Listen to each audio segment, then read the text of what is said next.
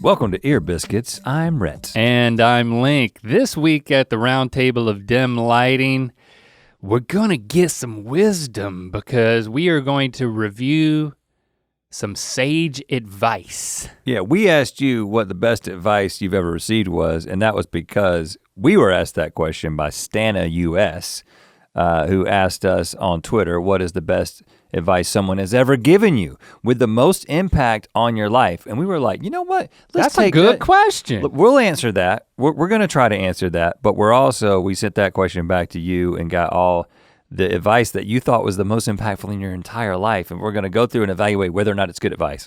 No, we're just gonna go through and take the advice that you've taken to heart and discuss. And discuss, was that the end of your sentence? And discuss. We're going to discuss it. I think it is unnecessary in that sentence. I think we need to put a disclaimer at the top of this thing, so just bear with me. Are you gonna do a Prop 65 thing? No. This podcast has been known by the state of California to potentially cause cancer. I saw that on my freaking fiber supplement. What? Yeah. Was it the bottle or was it the pills that you're swallowing? It was the bag of is it psyllium husk? Yeah. Fiber that I take if I need to regulate myself, which I don't take it very much anymore. So if you ate the bag, you might get cancer. No, it had a sticker on it that I've never seen before. And I got this I got like the natural stuff that's supposed to be the purest. It's just 100% psyllium husk. And then all of a sudden there's this sticker and it's like, Prop 65, but it doesn't say this substance or substance in this bag has been known to cause cancer in the state of California. It says see like prop65.gov/food or whatever the address. I'm like, what? Why? So it's not talking about the container. I think it's just like you should know about what foods to watch out for. I don't know. No, sorry I brought it up. I was just gonna say, advice is a certain type of opinion. And as you know, opinions are like buttholes. Everybody's got one and most of them stink. So that tells me that advice is like a butthole farting in your specific direction. It's an implication that like, I would say unsolicited advice. I've got an opinion on something you should do. So you got to be careful that you're sniffing the fart of somebody that is worthy of sniffing. I think unsolicited advice is like a butthole, but solicited advice No, opinions are like a butthole. But advice is a type of opinion. Advice is a fart directed at you. But if I ask you for your opinion on something, it's not like a butthole anymore. If I give you advice, unsolicited, then yeah, you need to evaluate the source of the advice, which we're not gonna do here. We're gonna take everybody. I think solicited opinions are just like a whole ass. Just not as, you know what I'm saying? It's like, but the butthole, I'm saying that but I'm also saying that advice in general is an opinion directed at you. It's an implication like, this is my opinion on what you should do with yourself, how you should conduct yourself. Yeah. So we're in dangerous territory here. You gotta watch the farts you're sniffing. But we're not giving any advice, we're just evaluating advice that people have been given. So we're not showing our asses at all. And we've picked stuff that's resonated with us. I think this is gonna be an uplifting conversation, and it better be, because it needs to last for 3 more weeks. Because I hate to break it to you, dear Ear Biscuiteer, but we're gonna go dark for the next 3 weeks. We're taking our summer break. We're taking a break. 3 weeks with no Ear Biscuits, but there's a lot of Ear Biscuits that you can go back and listen to. There's also, you know what, I hate to say it, there's also other podcasts. That is a thing that you could also listen to. Just over the next 3 weeks, just go back through our podcast. I'm sure there's something that you missed. I hear that people listen to them multiple times because they're doing stuff when they're listening to it, and you kind of fall in and out of 50% or less. Yeah. Anyway, even if you're listening intently. Yeah, I probably need to listen to them over the next 3 weeks, because. Why don't you do that? I'm sure I missed some stuff. Have you ever listened to an episode of Ear Biscuits? I listen to myself when I'm speaking. And sometimes I'll listen to you when you're speaking. Right. But no, I have not listened back to an Ear Biscuit in a long time. Maybe ever. I think when we first started making these, Well, maybe the interviews, maybe I would listen to them in order to figure out what it is we wanted to do. Yeah. It's quite a time commitment to listen to yourself for over an hour. When you're already there. And if you put it on double speed or something, you really can't. Then it just sounds weird. You really don't learn that much. You miss all the emotion. I think it's working well enough for me not to try to make it better. We're gonna answer that question ourselves before the break.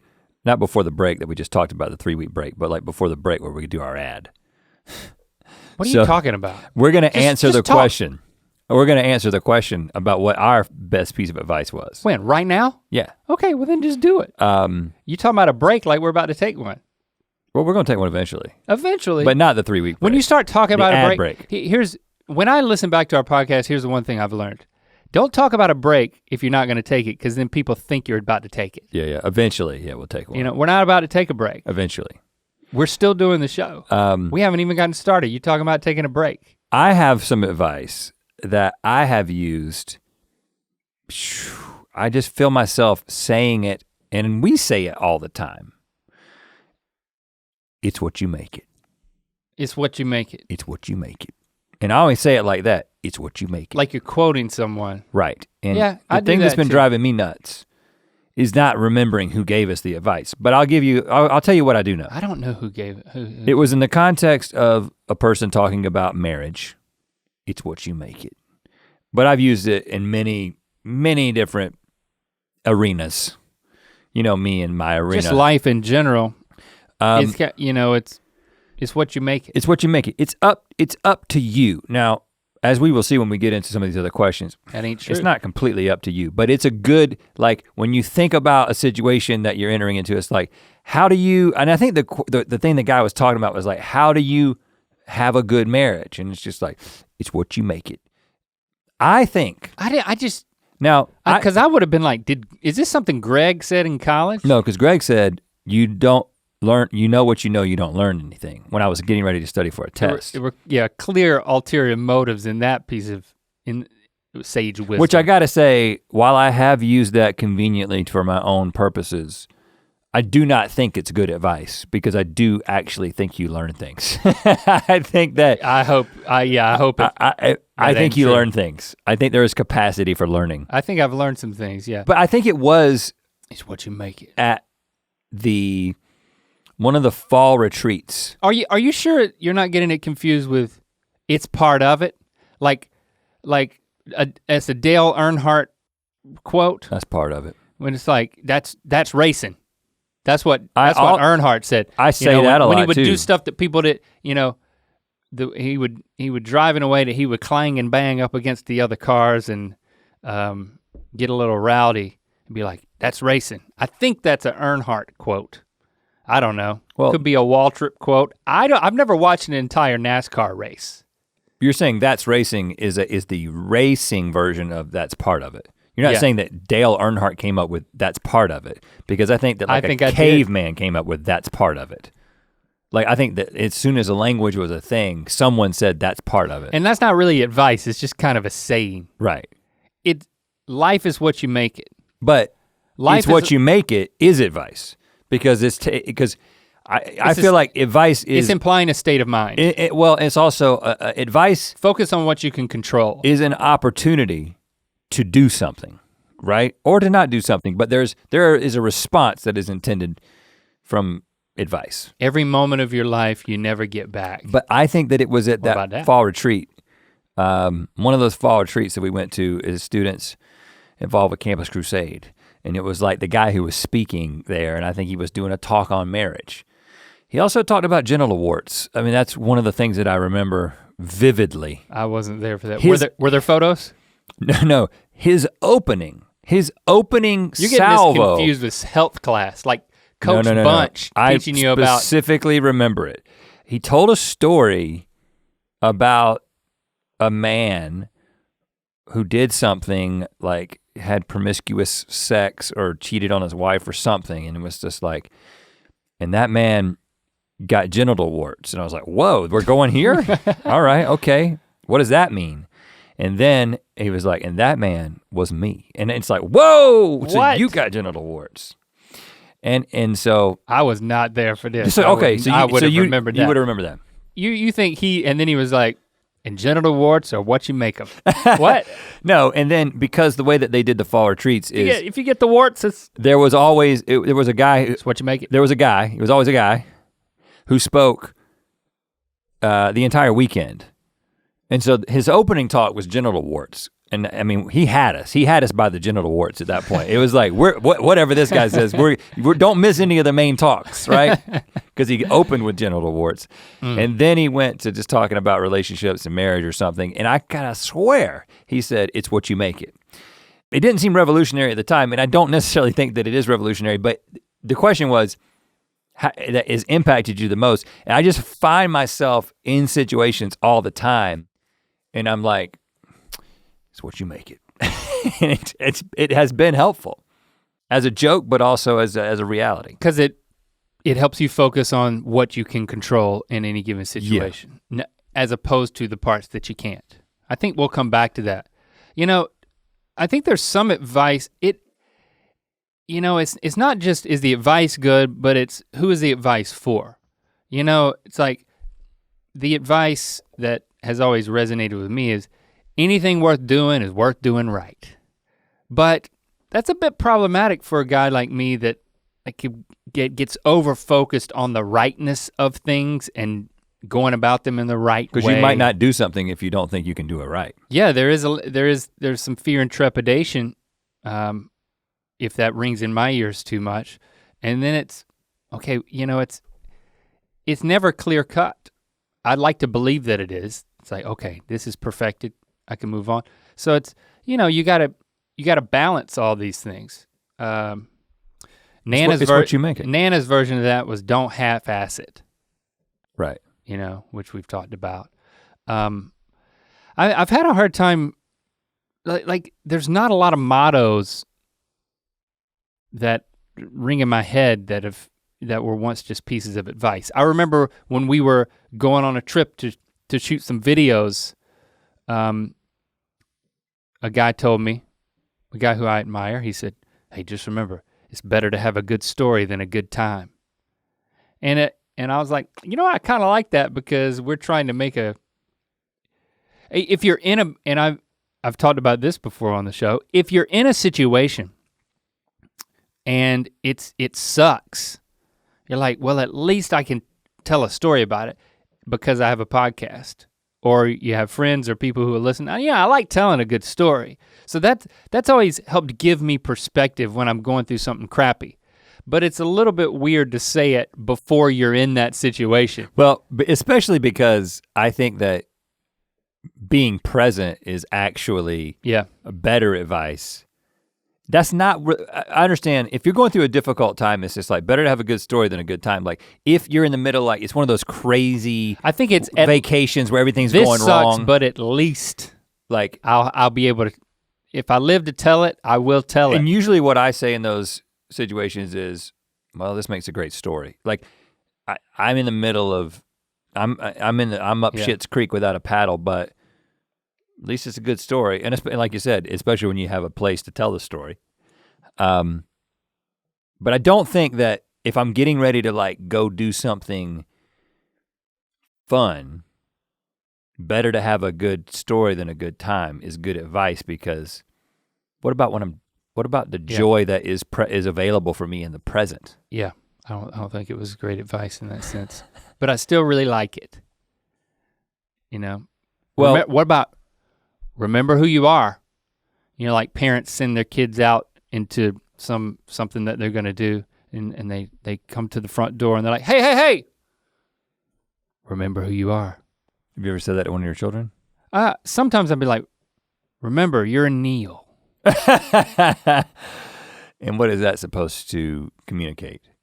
Don't embarrass me. I don't say that often, and I'm not the type, I just don't think, I don't find myself ever giving like these quotable pieces of advice to my kids. It's like maybe it's not quotable, not bite size. It's more, but what I am guilty of, and I know you're just as guilty of it as I am, is giving advice in general to our kids. And this is, it's actually something that, it's something that Jesse and I have talked a lot about, is that sometimes we get into a conversation with our kids, like they're just telling us about their day. They're telling us about something they did or something they're going to do. And then there's like this dad button that gets pressed. And the dad button and you get this responds like, with now. Well, if you're gonna do that, think about this. Or when did that happen? Did you learn that blah, blah, blah, blah?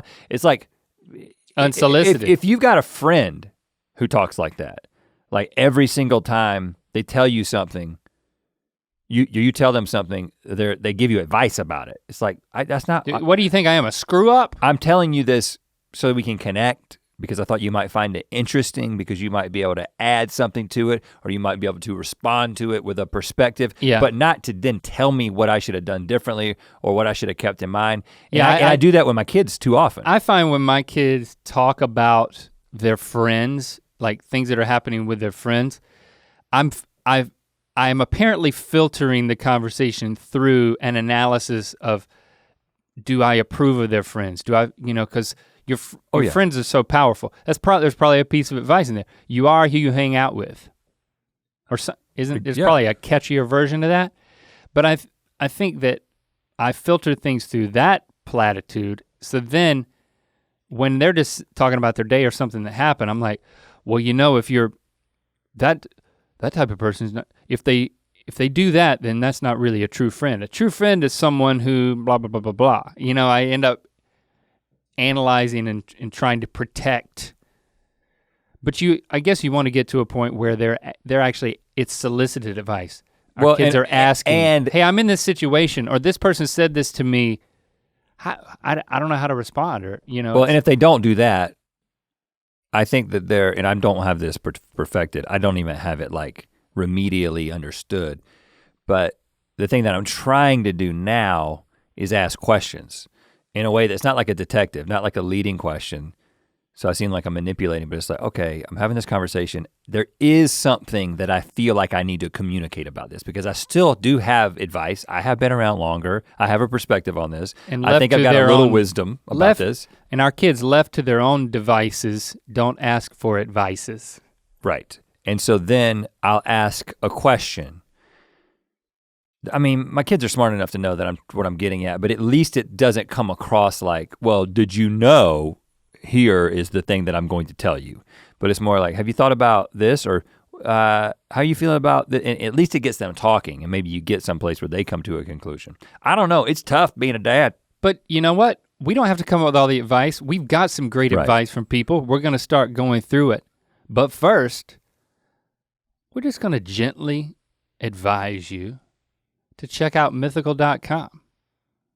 We say it every week, but every week there's a little something new. There's sales going on, there's stuff going on. You think we got hoodies? You think we got t-shirts? Yeah, we got that. But we got lots of other stuff like pins and stickers and. Well, and we've got the whole Feel Good Mythical Morning ensemble that we came up with. We had the Feel Good Mythical Morning hoodie, but now we got the Feel Good Mythical Morning t-shirt. We got the Feel Good Mythical Morning sticker and enamel pin. So if you want to feel good. That's our advice, feel good. If it feels good, do it. And if you need some help with that, just go to mythical.com. Okay, let's get started. Sometimes I tell my kids, don't think, just do. That's probably, and it's ironic. In what context? Usually when it's like they're standing on the edge of a pool and they're afraid to jump in because it's cold. I was gonna say, in like an athletic context, yeah, that's great advice. Because the thinking and the doing is supposed to be happening in sync. If you're thinking, the guy's already gone around you. But somebody else has jumped in the pool. It's also ironic because it it's not what I want them to do in their non-athletic lives, which is the vast majority of their lives. Hold on, that sounded like a cut. Kids. Yeah, it did, didn't it? Your kids are non-athletic? My kids are not sports-minded. Yeah, but I wouldn't say they're non-athletic. They just might not be like super into sports. But like if you like threw like a hot dog at them, they'd probably catch it. Don't you think? I'll test Try that. I'll test that today. That's the ultimate test of athleticism. Throw a hot dog straight from the fridge right at your child's face. And if it hits them in the face, you know what? Hopefully they're smart because they're not athletic. They're not athletic. Okay. Give me some advice. Ariana Bear Skrills on Twitter. My grandmother. It's Bear Skulls, but the U is a V. Yeah, I was just trying to be phonetic. My grandmother always used to tell me, look towards the sunshine and the shadows will fall behind you. That's true from like a physics standpoint. Every time the sun is out, it makes me feel like she's watching over me and making sure I'm taking care of myself. I mean, isn't it so sweet to, if you have these memories of grandparents or someone that means something to you that like, even if they passed, that they passed along something that can echo like that. And for it to be so positive, look towards the sunshine. Actually, be positive and the shadows will fall behind you. I think there's I consider myself a generally positive person. And I think it's more of a coping mechanism with me. It's like, oh gosh, it's like if I can convince myself that when things are not going well, because that does happen, I'll feel better if I can minimize.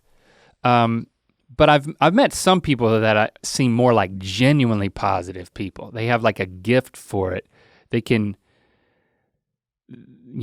turn from the shadow and see the sunshine. Maybe they're just so good at applying this kind of advice that they're catastrophizing, but the advice is for people who don't have a natural gift at it because they don't need the advice.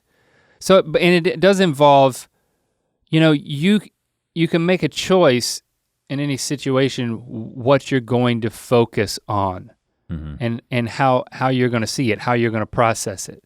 I mean, this advice has been given in a lot of different contexts. You've got Keep On the Sunny Side of Life, that great song. But then Locke and I actually had this conversation the other day and talking about, and I'm sure that you've been having similar conversations with your teenage kids and all your kids. But I think that COVID has been especially frustrating for teenagers because you just think about what your life was like when you were 16 and to have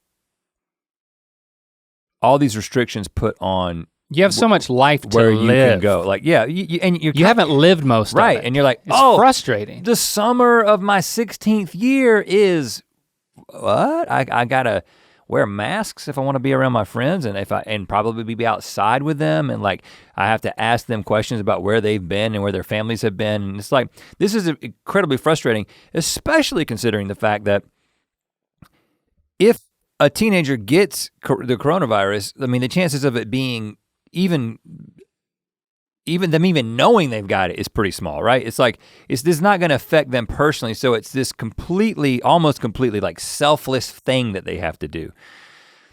And so, we've had a lot of conversations about how difficult this has been, and the way that I gave him some advice the other day is I was like, look towards the sunshine and the shadows will fall behind you. Well, that's what I you. should have said.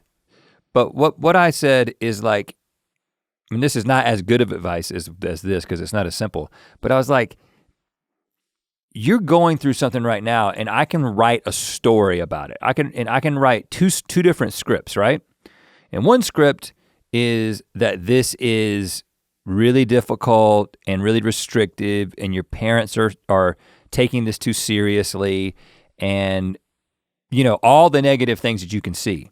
But then there's the positive side of the script, which is like, when you look back on this, you'll be like, I lived through this really weird time and it made me reevaluate my friendships. And we kind of went through like all the positive way that the things that you could focus on. It's like, your parents are healthy, you're healthy. Nobody that we know has gotten this. There's not other health conditions that nobody in our family's immunocompromised. Like you start sort of counting all your blessings and the things that you have been privileged to, the position that you're in, and you're like, oh, okay, that helps. You turn towards the positive. And then I was like, because your circumstances are not gonna change, right? Like we're gonna be in this for a while, and if you're expecting me to do something to make it okay for you, or you're expecting your friends to do something, no, the only thing that you can do is you can write your own script. You can turn towards the sunshine, turn away from the darkness. And I think that, and I'm kind of giving myself that advice as I give it to him, because we're all going, this has been difficult for everybody, right? But to say like, all right, where can I be grateful? What can I focus on? Because I have a whole lot to be thankful for. And when I do that, all of a sudden it's like, okay, yeah, it's truly helpful. The black sheep responded to our prompt and said, life-changing advice was to always remember sonder, S-O-N-D-E-R, before getting upset at somebody else over petty things. And then she put the definition of sonder, which I had never heard that. Well, I actually had this pulled up. Sonder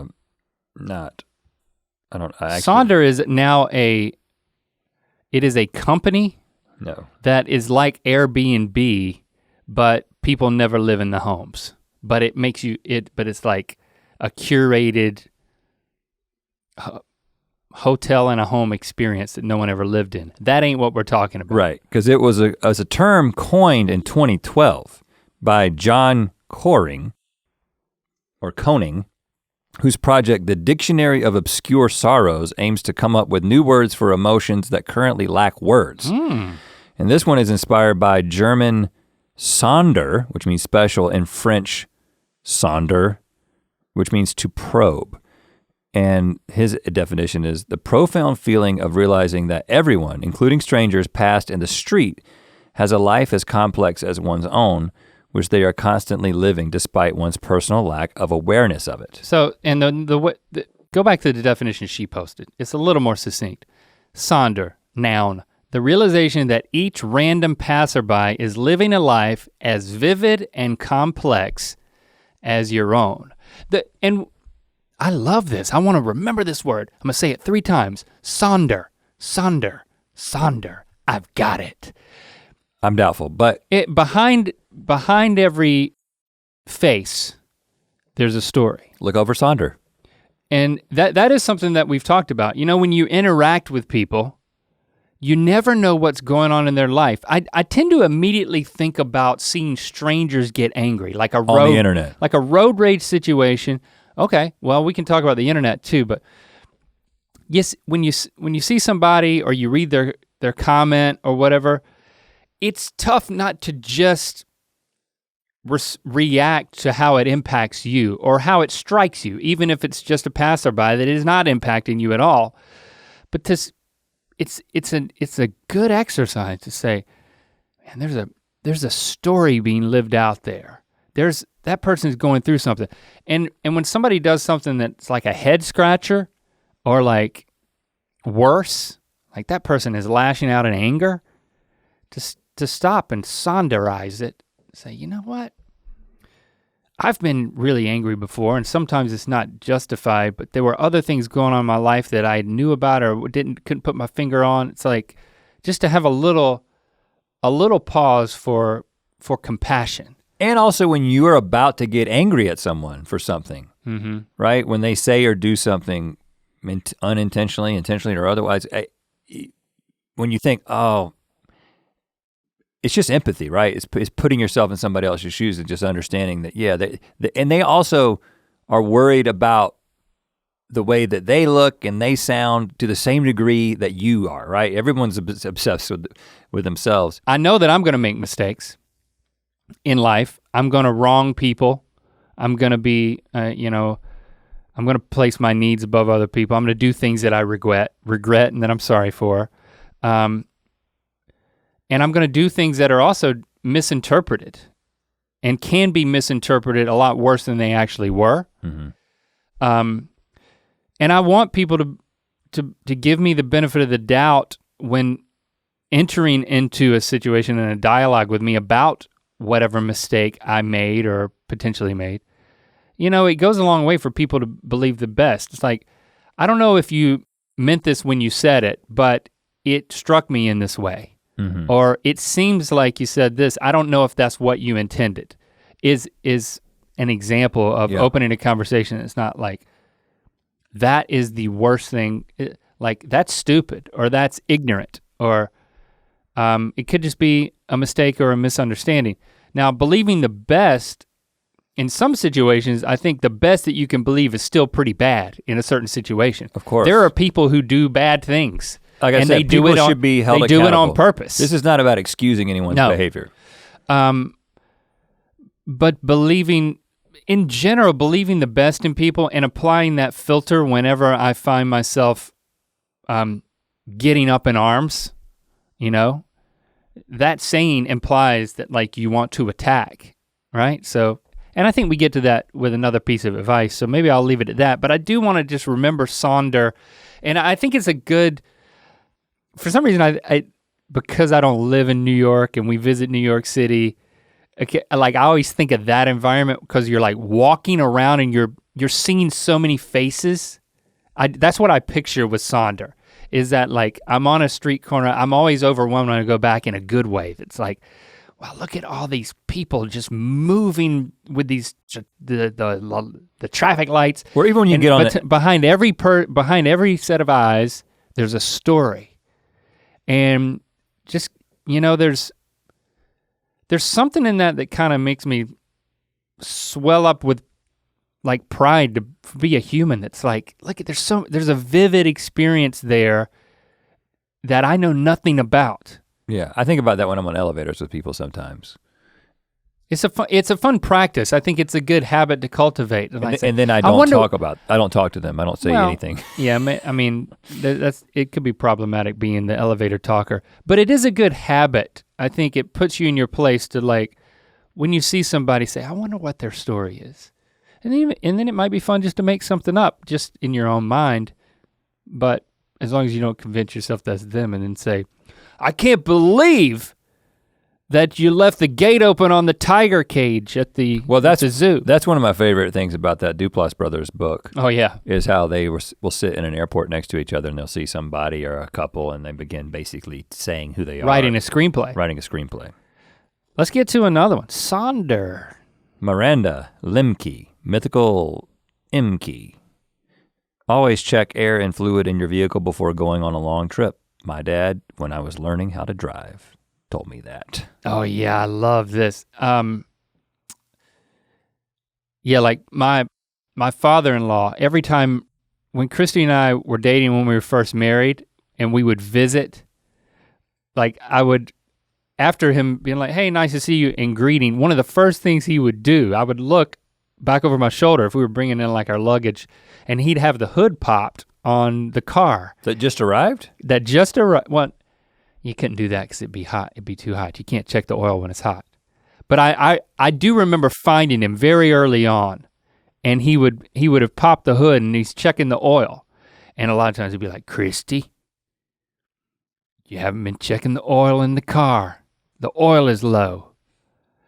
And I started learning before we would go there that I would check the oil at the house because I knew that he would do it. He would like 14-point Jiffy Lube inspection at Bobby's house. Well, and especially when you've got a car, which because my dad was very committed to the Dodge brand for like throughout my entire childhood. Dodge Chrysler? We had two Dodge Dynasties. We had the Dodge Intrepid. There was a New Yorker. You were excited about that Intrepid.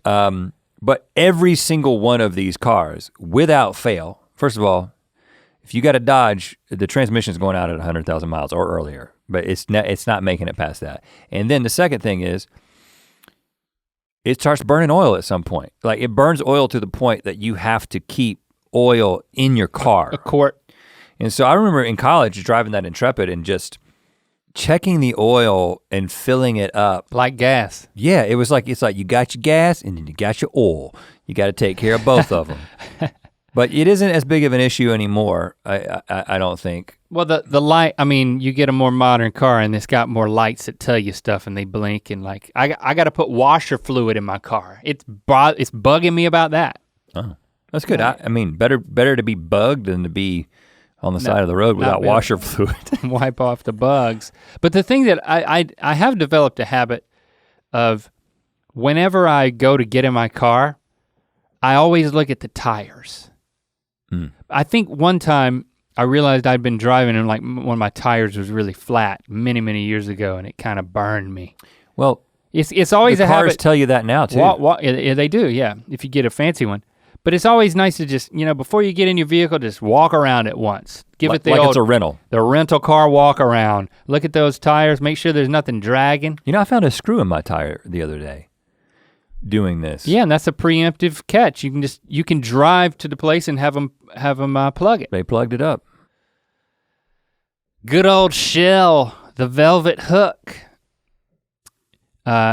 Here's this piece of advice. You can't control how people act, but you can control, did I just say can? Yeah, you kind of did. We all knew what you meant. You can't control how people act, but you can control how you react. This has helped me so many times in life when deciding how to respond in situations and has made me more aware of when I'm letting my reactions overtake me. Ooh, this is good. This is good. You can't,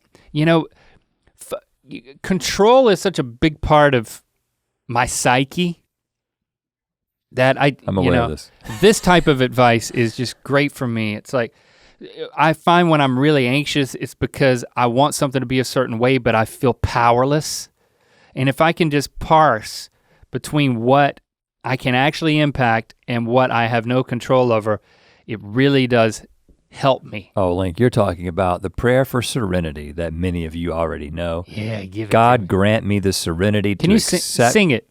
Or chant it in a monkish kind of way? I don't know, whatever you think. God grant me the serenity to accept the things I cannot change, the courage to change the things I can, and the wisdom to know the difference. I didn't know that thing went on. That's only a third of it. That's the only part that you need to know in this context. Grant me the serenity to change. I gotta read it again because I was so distracted. Well, I just sang it though. See if you can remember it. Okay, I'll see if I can remember it. I was just thinking about like that horrible melody. I think that was pretty good for like pulling monk melody. God, grant straight me out of the air. Grant me the serenity to accept the things I cannot change, but change the things I can accept. Accept the things I cannot change, the courage to change the things I can, and the wisdom to know the difference. So that's the parsing that you're talking about. And boy, man, what if everybody, first of all, it's one thing to even, to know that you should be doing this. I just remembered something. I gotta get my laptop, because I wrote something. Well, I was like reflecting on this, and I thought I came up with something, and I wrote it down, and then I went back to look at it. You like re-derived the serenity prayer? This is how I wrote it in my like digital journal. Some things you just can't change. Other things you can. Some things you think you can change but can't. And some things you don't think you could have changed but you could have. Those are the sad ones. I mean, would you like me to sing that? I wasn't, yeah, here it is. I can sing that. I can do that. Okay, here we go. And don't read anything, don't read any of that other stuff, because Yeah. this is my freaking sure. journal. I see it just says thoughts. Okay. Some things you just can't change. Other things you can. Good. Some things you think you can change, but you can't. And some things you don't think you could have changed, but you could have. Those are the sad ones. I mean, I'm being vulnerable, man. I'm sharing my my journal. Those are the sad ones. I mean, but and I'm like, I think this may be just a perfectionist like thinking. There's a lot of thinking going on in that. Too much thinking. But it's like the worst thing is not thinking you could change something and you can't, but thinking you couldn't change something and you could. But that I think that may be torture for me. Oh, hold on, no, because once it's happened, you can't go back and change it. I'm not talking about things in the past. You could, but it says you could have. You could have in the past. Yes, and that's sad. That's bad. Those are the sad ones. Don't sit around and think about what you could have done differently. That's just those, but I think those are the sad ones. But I'm thinking about the next thing. It's like, man, I can't do anything about this. But if you could have done something about it, but you convinced yourself you couldn't, that's sad. That's the saddest. Yeah. That's sadder than trying and not being able to change, but that's just futile. Well, I read a book that I was gonna make it a rec at some point. Maybe I will in the future, but it's your rec today. I think it was called The Courage to be Disliked. And it was all about Adlerian psychology. I think the guy's name was Joseph Adler, but he was basically a guy back in the time of Freud and Jung who, what ended up happening is like Freudian psychology ended up kind of winning out in terms of the way people think about things, but there was this guy, I guess Joseph Adler, who thought differently about things, and he had this mentality. It's pretty fascinating. I don't even know what I think about it, but anyway, one of the principles in this book is this idea of in every situation, you basically sort of revisit this parsing that you're talking about. This idea that like, I can only control myself. I can only control my actions, my reactions, and I wish I could remember the term that he used. Again, I was gonna go back and look at this before I ever talked about it and recommended it. I hate doing this, but there was just this idea of what we have such a tendency to do is we just get confused with what our work is, right? And this especially relates to other people, and you get into these very codependent situations where you're just like, if this person would just do this thing, right? Mm-hmm. If this person would just react or behave in this way, then I would be okay. And then when you can kind of just release yourself from that, trying to get people to do what you want them to do, what you expect them to do, and realize that the only sovereignty I have is over my own actions, and it's like, it's just very freeing, and it's so difficult because there is this, we do believe that we can change people, and it's tough because there are people who specialize in helping people change, right? Like, so like if you think about my therapist. Well, you might can change people, but you can't control people. Well, I mean, the classic analogy, you can, lead a horse to water, but you can't make him drink. So I do think that we get all the way sometimes and we just want to force someone's action. But it makes me think of as what? As Shell demonstrates, it's more about if you focus on the way that you react, you'll be a lot happier. As George Strait sang, you can lead a heart to love, but you can't make it fall. And I always thought that was a very clunky song. I mean, it's like, yeah, I get it. You kind of like fall. You can't make someone fall in love with you. It's very clunky. I'm not a fan. I think Bonnie Raitt said it much better. Oh yeah, that's a good song. I can't make you love me if you don't. Yeah. Boy, that's a good song. That's her best. Well, I'm not gonna say it's her best. That's Bonnie Raitt's best song. Oh gosh, you name a second Bonnie Raitt song. Exactly. Let's give them something to talk about. Actually, you know what? You know what? Man. I have a sense that there's some Bonnie Raitt that we don't know about that's really good. Some second-rate Bonnie Raitt? There's some first-rate Bonnie Raitt. So don't you be talking about, if you can't even name two songs, what her best song is. Turn down the lights. I mean, it's so good, man. It's a great I mean, song. everything about it is just perfect. I mean, Mark Cohen's best song is not "Walking in Memphis." Well, and that's clearly. I don't want you to make that mistake. Hold on, with Bonnie Raitt. Mark Cohen's "Walking in Memphis" is not even in Mark Cohen's top 15 songs. Exactly. But I think you're making a walking in Memphis. You're walking in Memphis right now. I'm walking in Bonnie Raitt. I'm walking down Bonnie Raitt Way, and I've missed a turn. Keisha Johnson. Maybe it's Keisha Johnson. I watched a TED Talk by Celeste Headley on how to have a good conversation. Ooh, okay, I like this. My favorite piece of advice she gives was enter every conversation assuming you have something to learn. I highly recommend this TED Talk. It's on YouTube, #Ear Biscuits. Enter every conversation assuming you have something to learn. Humility. I mean, in light of what's going on and, I've really tried to, with the Black Lives Matter movement right now, just really, really say, you know what? I'm gonna listen, I'm gonna learn, and I'm gonna make applications. It's really top of mind for me in that way, but it's so important in general. I think it's not instinctive, It's instinctive to just react and, okay, what is, if someone's saying something that could impact me or reflect on me, or is someone making an assertion about me? Well, and then you instinctively take that in and then can react defensively.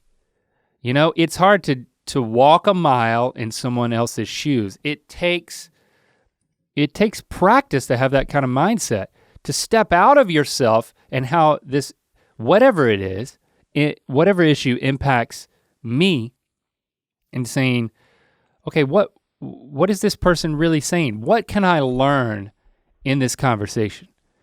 I think when we've talked about how we go into party settings and we're like interacting with people and you're having these little conversations, and the ones that are the most stimulating to us are the ones that's like, when we have a mindset of, when somebody tells me what they do, we talk about, if you pump a septic tank or if you're writing blockbuster films, we should be able to have an engaging conversation with each person. And I think it's because it's a little bit of this mentality of, there's always a question to ask, there's always something to be learned.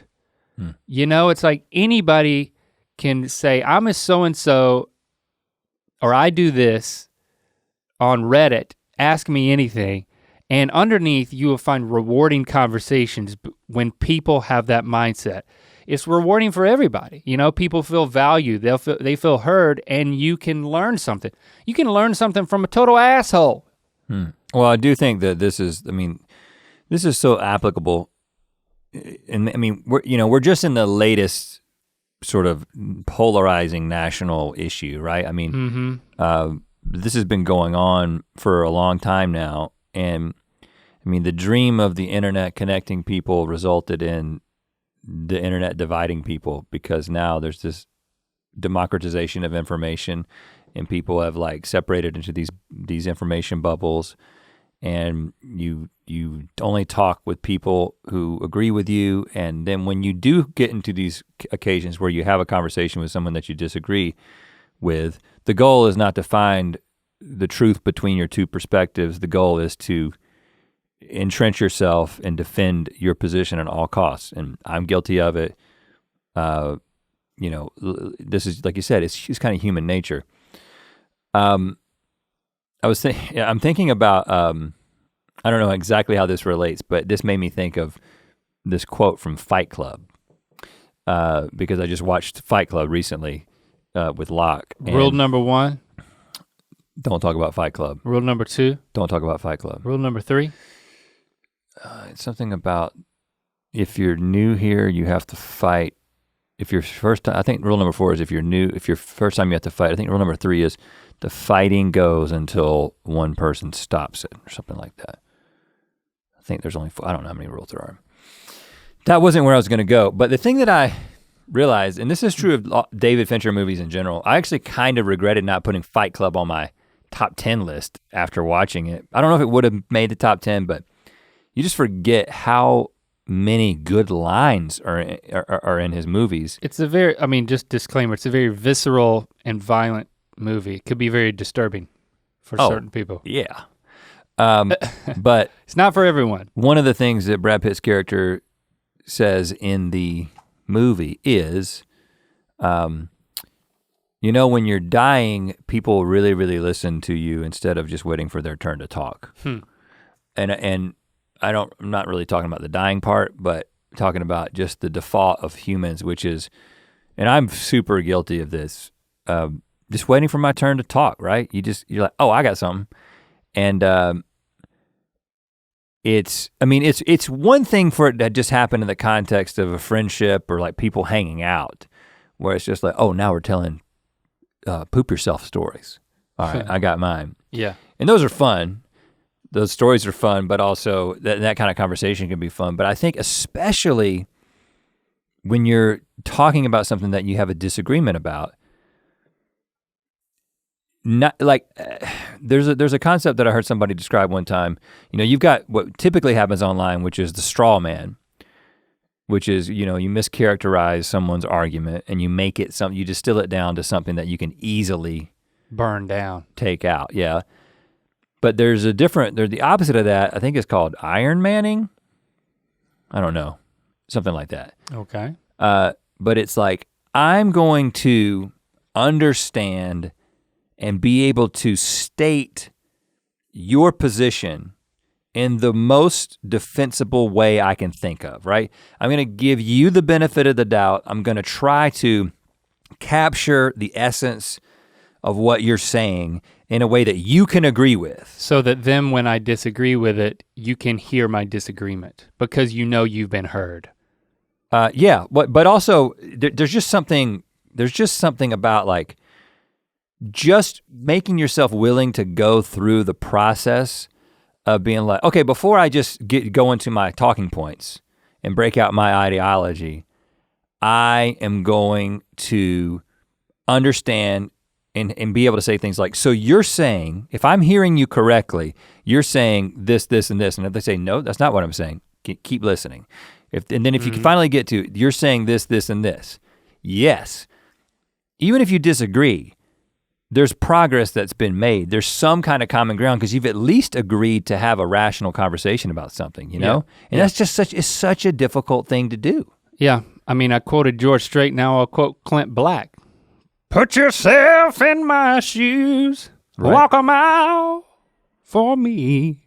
Yeah. I'll put myself in your shoes and maybe then we'd see that if you put yourself in my shoes, you'd have some sympathy. And if I put myself in your shoes, I'd walk right back to me. Oh, okay, this is a love story. It's a relationship. That's a good song, but, I mean, that is a good song. Yeah. I don't know. He's got a new album. I'm not gonna listen to it. Clint Black does? Yeah. Yeah, I don't know. Ever since he was on The Apprentice. Yeah, I have a different, it's like once I saw Clint Black unplugged completely. Right. Oh, okay, all right. Yeah, and it has nothing to do with Trump or The Apprentice. Right, it's just seeing who Clint Black is. I mean, it's not that it's not like I don't like him necessarily. It's just he isn't the person that his songs made him out to be. Did you get what I'm saying? Those first two albums, Killing Time and I think it's Put Yourself in My Shoes. Was he writing those songs? Yeah. He wrote some good songs on those two albums. Beth Ann Smith says, after my grandfather died, my mom found a piece of paper tucked in the phone book. Boy, that's classic. Having a note tucked in a phone book. Yeah. Man, remember phone books? You can still get them. Sometimes they'll drop them off at your driveway. He had written and then tucked into the notebook, quote, "Today invest in someone else's happiness," end quote. And then Beth Ann said, I think about those words almost every single day. I love the fact that Beth Ann, that you can carry this meaningful part of your grandfather with you at all times. And you know, I picture him writing that, and it was kind of a note to self. You know, he probably went to the phone book a lot. You know, we forget how often you went to the phone book. Every time you had to get in contact with somebody, I mean, I had certain numbers memorized, and then you had, you know, with the advent of the speed dial, but a lot of times you would, I mean, even as kids, we would go to the phone book a lot. Not just for people, but for places. Oh yeah, you got yellow pages. You got the yellow part in the back. You know, you talk about Yelp. The yellow pages was the Yelp. You had to judge a plumber by his ad. Yeah, there were no reviews. It was just the number part. It's like, does this plumber look smart? So it's whenever he was interacting, and think about this. He was about to make a phone call. He was about to have an interaction with somebody. It could be a business, it could be a loved one, it could be a complete stranger. You know, someone where he needed to accomplish something. In some way, he was gonna make a phone call to do that. Right. And then right there in front of him was his reminder to himself, invest in someone else's happiness. And here's an opportunity right now. It can be something as simple as, I'm calling you for this reason, A, but by the way, B, I can say a little something to make you happy. I can crack a joke. I can be smiling on the phone, and now you can feel it. It might just change the tone of the way that you communicate. Well, the thing that it makes me think about is, I feel like I know nothing about Beth Ann's grandfather, right? I've never met the man. All I know is that he put this note into a phone book. Yeah. But I know a lot about him because of that, right? Yeah. I know that whether he was like this his entire life or he came to the conclusion later in life that this is actually where his happiness, his true happiness lied, right? Is in investing in somebody else's happiness. And this, I mean, man, it's such good advice because everybody needs it, and we're all very naturally resistant to understanding that, because your natural impulse is to invest in your own happiness, right? It's to look out for yourself. It's to think about your circumstances. But we talked about the idea of the first mountain and the second mountain. You know, the first mountain in life being about you getting to the top of whatever your goals are. Mm-hmm. And then either you fall off that mountain or you get to the top. This is that David Brooks book. And then you're like, oh, there's another mountain I should have been on. And that's the mountain of investing in other people. And if you can get there at some point and make your life where it shifts from your interest, it can sounds like it happened with her grandfather. Rewarding. And you know, the phrase pay it forward comes to mind. The thing that I don't love about that is it implies that you've received something good and now it's a reminder to give it. I shouldn't pick it apart. I'm sure it's a great phrase and it is a good mantra. But the thing I like about this is it's not contingent on your experience to invest in someone else's happiness. But when you do benefit from someone enriching your life, I do think it's a good trigger to say, how can I take this experience that was given to me and re-gift it, or also gift it? I don't even have to give up my experience to give another one. But the thing about, it's interesting here, it doesn't say, today make someone happy. You know, he says, today invest in someone else's happiness. I think a lot of times there are people who you can't, it would be a magical ability to just make everybody happy. I mean, that's just the work of clowns. Some good clowns. I mean, I would say the small percentage of clowns. Right. I'm sorry, clowns. It's just the way it is. But an investment, to me, it makes me think that even if you can't make someone happy in the moment, you can do something that at least sows a seed of happiness down the road for them. So, well, and also in the context of, he's got it in the phone book, and we're talking about it in the context with like people that you interact with, you know, acquaintances or whatever. But I also think about it in terms of the closest relationships that you have, right? So I think about the days that I get home. It's funny, I was thinking about getting home too, because we haven't been getting home. Right. Because we've been at home so there- much, but we're starting to do that. And so so I'm thinking about it more. I get home and I walk into the house, I see Jesse, and I think that a lot of times my disposition is, how is her presence or what is something that she says, can she say or do something that makes me okay with something that happened to me today, right? Like I'm coming into the house thinking about what I can get from her. Part of it is the fact that Barbara greets me at the door, and Barbara is all about what she can give to me.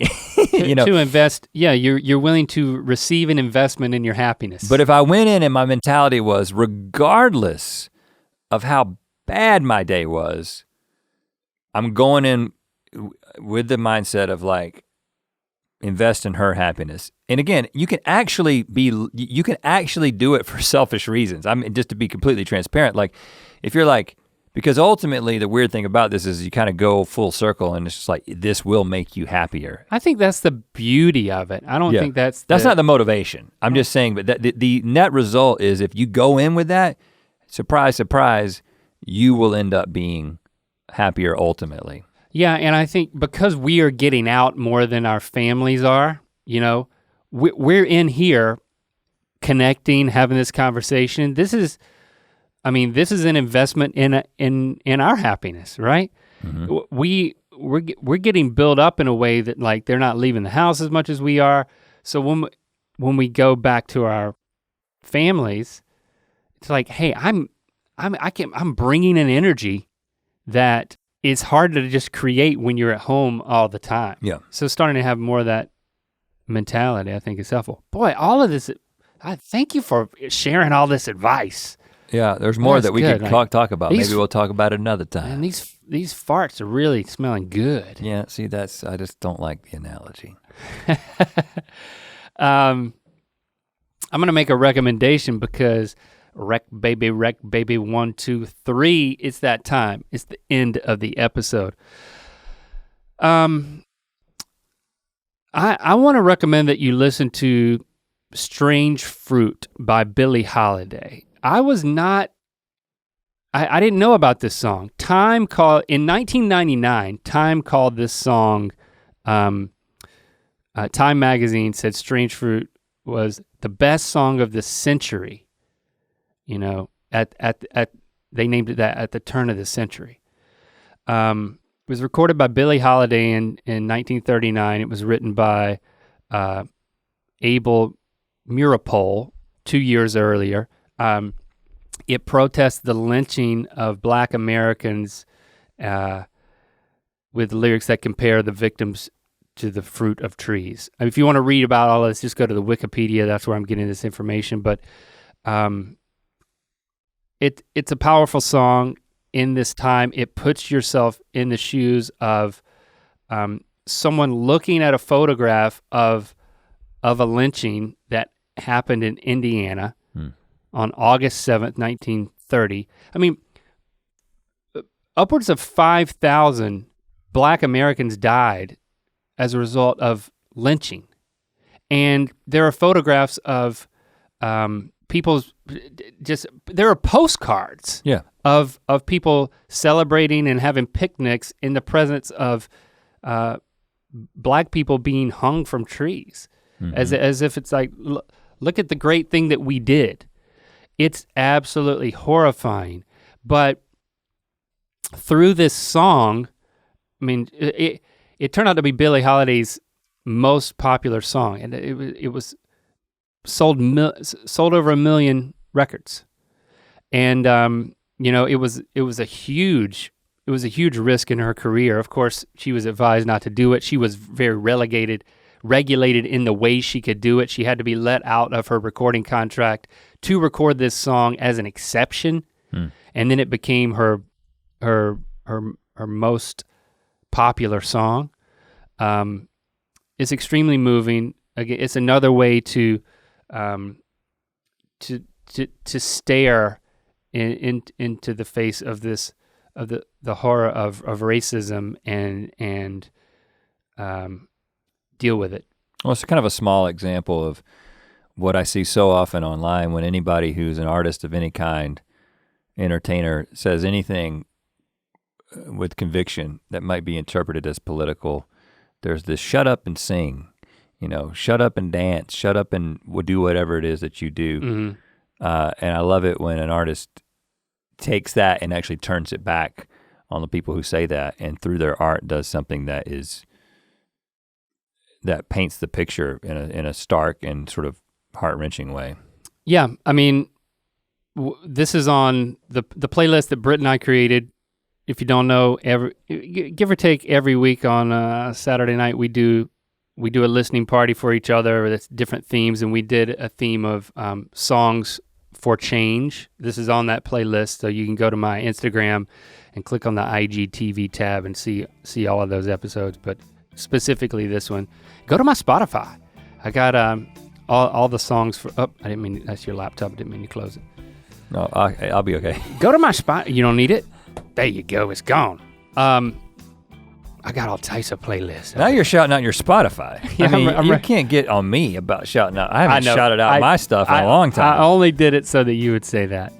Strange Fruit by Billie Holiday. That's really what you need to listen to. Thank you for listening. Thank you for the advice that was given to you that then you shared with us, and hopefully the conversation about it spread all the love and the advice around in all the right places. Invest in someone's happiness today. It's what you make it. We'll talk at you in a few weeks.